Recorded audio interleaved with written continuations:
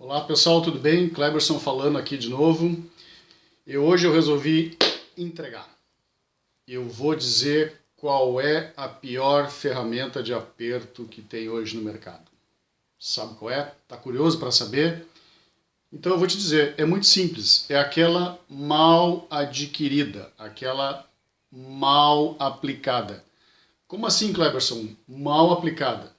A pior ferramenta do mercado é aquela que você compra para fazer uma coisa e ela deveria fazer outra. Ou você tem uma necessidade no teu processo de montagem e você compra algo que é incapaz de atender essa condição.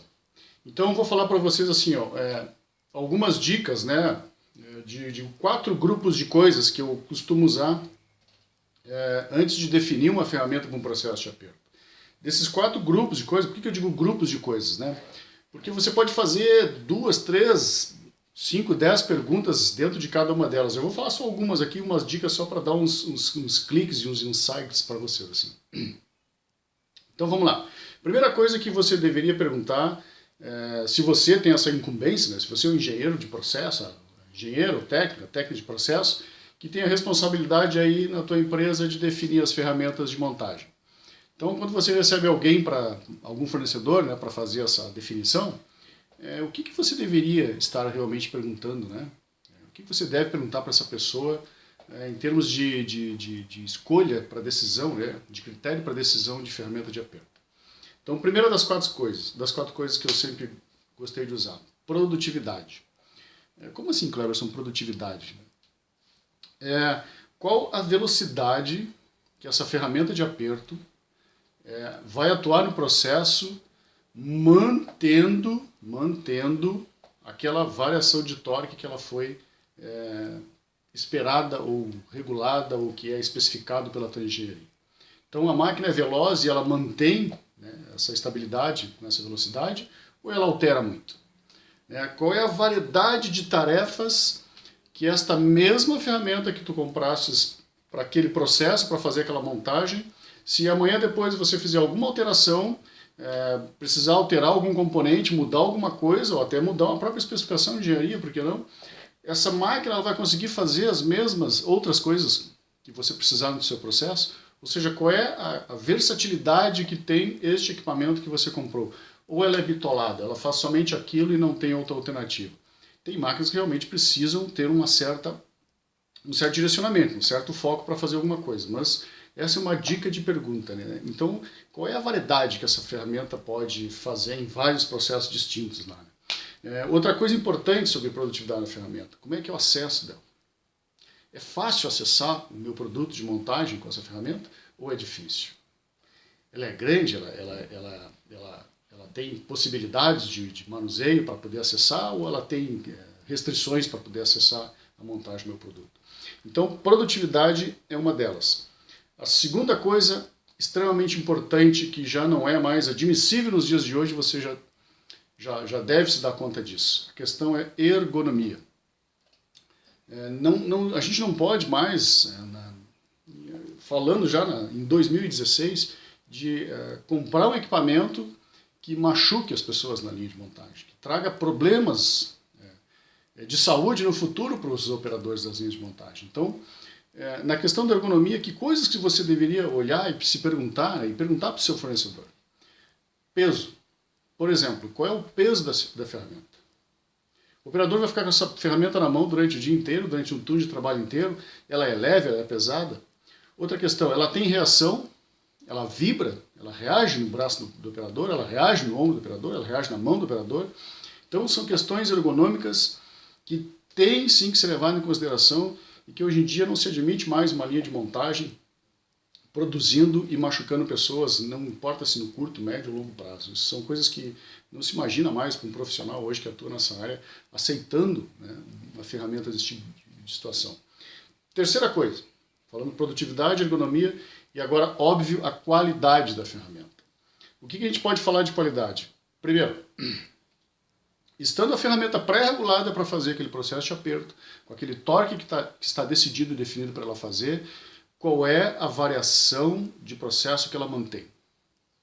Ela varia muito, você faz uma pré-regulagem, ela joga o torque para cima, ela joga o torque para baixo, Ou seja, como é que ela se mantém em termos de capacidade de ferramenta? Como é que esta ferramenta atua?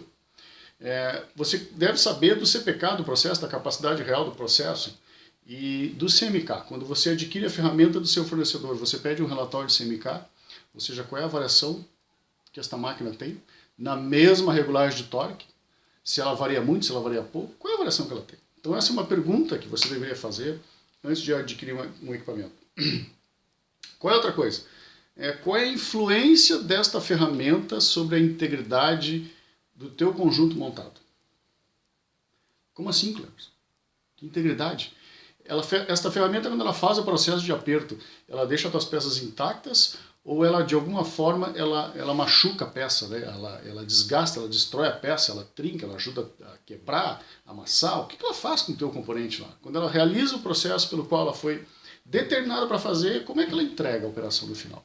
Então, isso é uma coisa importante para se olhar na qualidade de uma ferramenta. Né? O que mais? Quarto item, confiabilidade. Confiabilidade do que, Cleberson? Da ferramenta? Não, confiabilidade do fabricante da máquina, do teu fornecedor.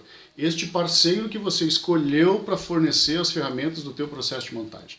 Então, que coisas que você deveria saber deste fornecedor antes de escolher qual a máquina que você vai adquirir? Primeiro, esse cara está no Brasil?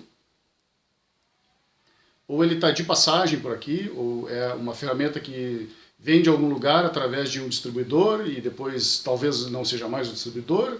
Ou talvez essa ferramenta seja importada e depois não vai vender mais aqui? Então, quem é esse fabricante? Onde é que ele está fisicamente? Segunda coisa que é importante saber. Assistência técnica, óbvio, né? Onde é que está a assistência técnica do cara? Está próximo de você? Está longe de você? Tem profissionais qualificados? Não tem profissionais qualificados? Quem é a empresa que vai te prestar assistência técnica desta ferramenta que você escolheu para colocar no seu processo de montagem? Outra coisa importante para saber desse parceiro. Isso que você está adquirindo dele é conhecido em outros processos de outros clientes desse mesmo fornecedor? Ou seja, já é algo que ele domina, que ele tem tecnologia, que ele tem conhecimento sobre aquilo ali? Ou ele vai te entregar algo para você fazer o teste, você ser a cobaia da sua linha de montagem?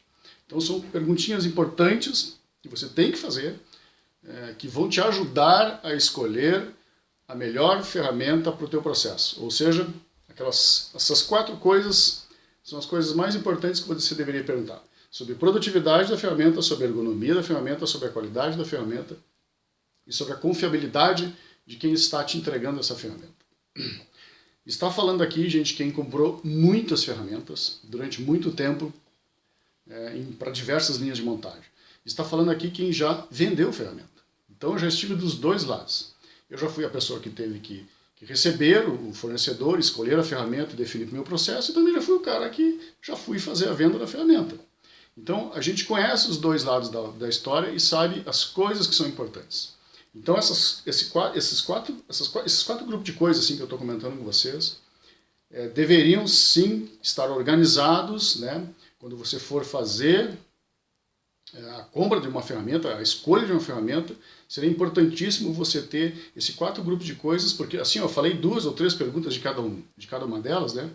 Mas na verdade, assim, você pode fazer 5, 10 perguntas organizadamente e comparar as respostas de cada um deles. Aí sim você sabe que você vai escolher a melhor ferramenta e vai fazer a melhor aplicação no teu processo. Para mim, não existe ferramenta ruim. Existe ferramenta mal aplicada. Você pega um carro dos anos 70 e quer que ele faça a coisa dos anos 2000. Não dá. Ele não vai ter a mesma economia, o mesmo desempenho, as mesmas coisas. É muito simples essa análise. Então compare mamão com mamão e não mamão com laranja, como a gente costuma brincar, né? Como assim? Mas as duas coisas não são frutas? São frutas, mas são completamente diferentes. Então compare as coisas certas e tenha um critério de escolha definido. Pode ser que você encontre até uma outra coisa que não seja uma dessas 4 que eu falei, ou adicione mais uma dessas 4, não tem problema nenhum.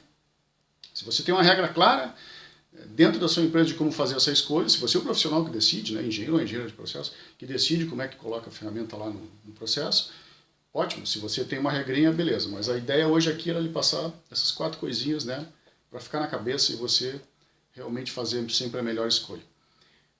Alguém deve estar se perguntando assim, Cleberson, você não falou do preço. Não falei e nem vou falar. Mas é simples. Porque, gente, o preço vai ser consequência do que tu estás escolhendo. Não existe mágica, não se iludam com mágica no mercado, não se iludam com comprar barato por uma coisa esperando que ela vai fazer, nossa, as mil maravilhas. Isso não existe. As coisas têm valor, não preço apenas, elas têm um valor.